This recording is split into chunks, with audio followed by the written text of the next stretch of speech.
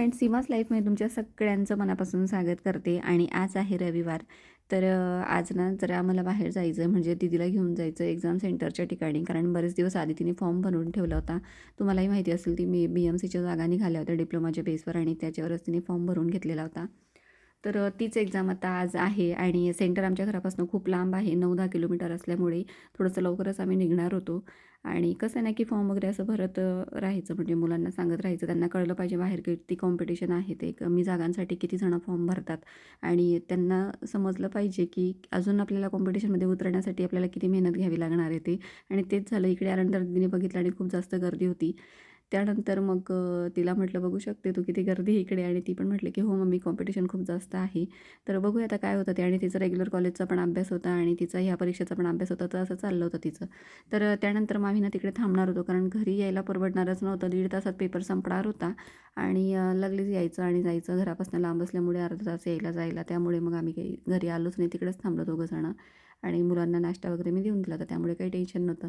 पण बघता बघता काय झालं ना, की इकडे आहो पहिल्यांदाच थांबले. ते म्हटले की मी पण येतो, रविवार आहे तर मग आपण जाऊया तिला सोडायला. आणि ते इतके बोर झाले ना इथे. ते म्हटले किती वेळ पेपर चालणार आहे अजून आणि किती वेळ इकडे थांबायचं आहे. त्यांना असं खूप जास्त वेळ एका ठिकाणी थांबायची सवय नाही आणि कोणाची तरी वाट बघत तर अजिबात नाही. त्यामुळे आणि माझा तर इकडे टाईमपास चाललेला होता. पण शेवटी ना 3ला पेपर सुटला आणि बऱ्यापैकी पेपर गेलेला असं म्हटली ती आता. त्यानंतर घरी आलो आणि आज काय झालं माहिती का, सकाळी मी नाश्ता वगैरे दिला होता आणि भात आणि चपात्या मी करून गेले होते. म्हटलं येताना मटणाची भाजी वगैरे आणूया, कारण हे म्हटलं की तो करत बसू नको, वेळ होईल पेपरला आणि आपण निघूया. त्यामुळे मग झालं असं की 3 वाजले होते आणि आता म्हटलं ना, ते म्हटले की बाहेरून आता काय आणणार आता, जेवणाची वेळ पण निघून गेली आहे. तर मग येताना मी काय केलं की अंडी घेतली आणि आपण म्हटलं अंडा भुर्जी वगैरे मस्त गरम गरम करून देते, भात चपात्या तर आहेतच. मग आता घरी आले आणि इकडे फोडणी वगैरे दिली मस्त कांदा टोमॅटोची. आणि त्यानंतर मग इकडे अंडा भुर्जी मी आता करून घेते आणि गरमागरम मस्त सगळ्यांना खायला दिलं. आणि पोटभर जेवण झाल्यानंतर मग थोडंसं त्यांनी आराम वगैरे केला आणि मग संध्याकाळचा वेळ. संध्याकाळी आम्हाला जायचं होतं बाहेर, कारण आता म्हणजे राजचा बड्डे पण येणार आहे. आता जवळच आहे त्याचा बड्डे पण. तर त्यामुळे त्याला एखादा ड्रेस वगैरे घेऊया म्हटलं बड्डेसाठी. तर त्यासाठीच जायचं होतं, कारण त्याची पण आता एक्झाम वगैरे चालू आहेत. मग नंतर त्याला वेळ मिळणार नाही, तर आज सुट्टी तर जाऊन येऊया म्हटलं. कारण आपण स्वतः घेऊन आलेले कपडे त्यांना आवडत नाही आणि त्यांच्या मापातही बसत नाही. ते वाढत्या वयाचे असतात, त्यामुळे मग त्याला सोबत घेऊन जावं लागतं. तर इकडे आता तेच चाललं होतं आमचं आणि आता आम्ही आवरून वगैरे सगळेजण निघणार आहेत. तर ब्लॉगमध्ये तुम्ही कंटिन्यू राहा. तर आता मार्चमध्ये राजचा बड्डे आणि लागलीच एप्रिलमध्ये दीदीचा बड्डे. मग त्यामुळे म्हटलं आपण आता सगळे सोबतच जाऊया आणि एकदाच दोघांची खरेदी करून घेऊया म्हटलं. तर म्हणून मग सगळ्यांना सोबतच जायचं होतं आम्हाला. दीदी तर नाही म्हणत होती, पण तिला म्हटलं चल तू घरी एकटीच काय करणार आहेस आणि परत मग तुझं राहून जाईल. आणि लागलीच नेक्स्ट मंथ तिचा पण बड्डे, त्यामुळे मग आम्ही सगळे सोबत निघालो. मग आवरलं आता इकडे सगळ्यांनी. आणि बघा इकडे राज पण आता चालला आहे, म्हणजे तयारी वगैरे चालली आहे त्याची. आणि आता निघूया. त्यानंतर आम्ही वेस्ट साईडला पोचलो आणि त्या ठिकाणी ना दोघांचे म्हणजे जेंट्सचे कपडे छान मिळतात. लेडीजचे पण आहेत, पण मग आम्हाला ते जेंट्ससाठी तिकडे खास जायचं होतं. मग यांनी पण घेतलं 1-2 ड्रेस आणि त्यानंतर राजने पण बघितलं. म्हणजे त्याचं बघणं चाललं होतं आणि इकडे आमचं चाललं होतं दोघांचं बघणं. तर इकडे आता खरेदी वगैरे केली, त्यांनी ट्राय वगैरे केली.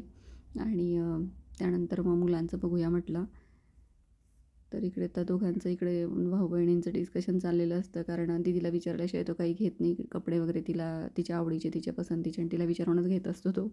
त्यानंतर इकडे खूप साऱ्या अशा छान छान वस्तू होत्या, पण मला काही जास्त घेऊशा वाटल्या नाही, कारण मला ना खूप जास्त वस्तू गोळा करायला आवडत नाही विनाकारण. ज्या आहेत त्या भरपूर आहेत आणि खूप असं गर्दी गर्दी करायला मला आवडत नाही किचनमध्ये, त्यामुळे मग मी फक्त बघून घेतल्या.